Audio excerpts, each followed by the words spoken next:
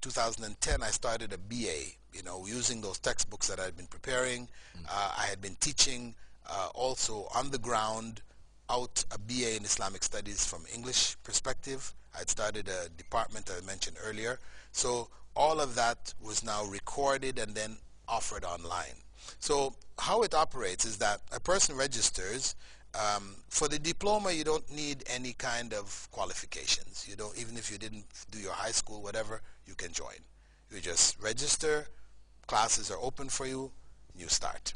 Okay? For the BA, you have to have a high school certificate, because BA now means an academic degree.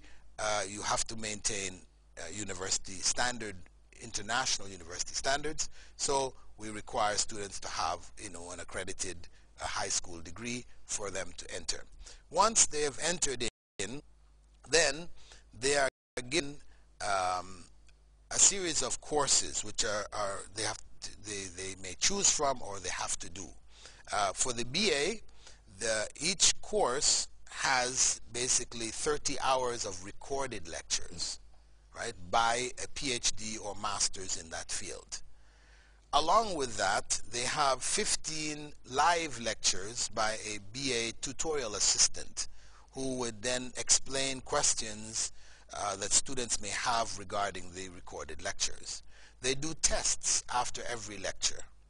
They do a midterm halfway through the semester and a final.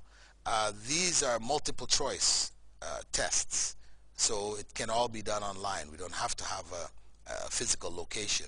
But for the final exam of the semester, this has to be done from an examination center. So we have, for example, here in Gambia, Imam Malik Institute is one of our examination centers. We have Microtech is another examination center. The University of the Gambia has also agreed to be an examination center for us. So the students will go there, still doing their exam online, but with an invigilator to confirm their identity.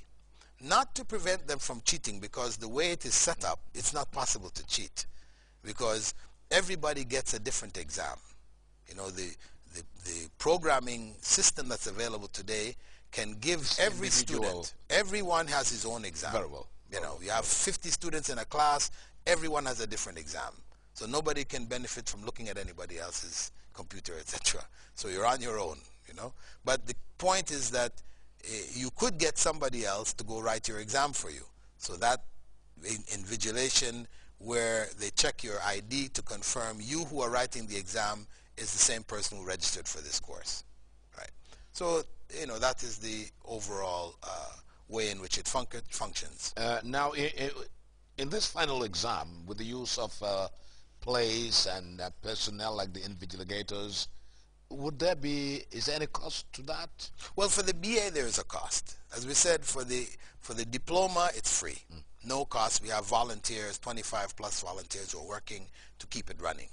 But for the BA, because we had to now hire full-time lecturers, we had to hire full-time tutorial assistants, invigilators and things like this, now there is a cost. But we have put it on a sliding scale, UNESCO's scale of GNP of the various countries. The underdeveloped countries are only $40. The developed countries are $120 per semester. This is just for a semester, not tuition. The tuition remains free. So it's only a semester registration fee of $40 for students here in the Gambia. And they would pay at the Islamic Bank of the Gambia, Agib or Agib. You're watching the interview. My guest is Dr. Abu Amina Bilal Phillips. He is the founder of the Islamic Online University. I'll come back to the online university and your work you're doing, but let us look at Islam in the international arena. First of all, I want to draw your attention to what is meant by being a Sunni and a Shiite. What is the difference between these two sects? Well, to put it simply, people maybe look at it as a political difference, because the issue of whether Abu Bakr should have been the Khalifa after the death of Prophet Muhammad ﷺ, or should it have been Ali, this is a minor point. This is not really the issue. The big issue is the issue of intermediacy. The difference between Protestantism and Catholicism, in the sense that Catholicism accepts intermediaries who are called saints, who people can pray to, besides God. Whereas Protestantism has rejected all of that. They say, no, you only pray to God. Similarly, in Islam, it is even more precise. You only pray to God who is not a man. You know, this is the basic teachings of Sunni Islam, that we only worship God alone. Whereas the various deviant groups, whether they be Shiites or others, they now have put intermediaries between themselves and God.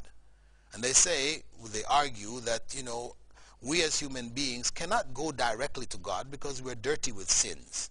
God is pure. We need somebody who will intermediate for us, who will be between us and God, who will carry our prayers to God. But God in the Quran clearly says, Ud'uni astajib lakum. Call on me and I will answer you. He didn't say call on my close friend or, you know, whatever, and he will get it to me and I'll answer you. No, he said call on me and I will answer you. So this is the fundamental difference. For Shiites, they pray to the Imams, the 12 Imams. They pray to them. They believe that they're intermediaries between themselves and God. So they will call on them and ask them to do things for them. And this is not from Islam. And this is where they have deviated. Could that be related to the day of resurrection, when all prophets will try to intercede between mankind and Allah, and subsequently the Holy Prophet Muhammad, may peace and blessing of Allah be upon him, will be the only one that will intercede between Allah and mankind, for mankind to be forgiven his sins? Well, the concept of the intercession on the Day of Judgment, it includes not only Prophet Muhammad, may God's peace and blessing be upon him, but as well all of the prophets. Absolutely. All of them will have an element of intercession, that God will have them honored by interceding on behalf of humankind for those who God had already decided would be going to paradise. Because know that if God has decided that somebody is going to hell based on the evil of their lives, etc., and He's all merciful already, then no one can actually change that decision.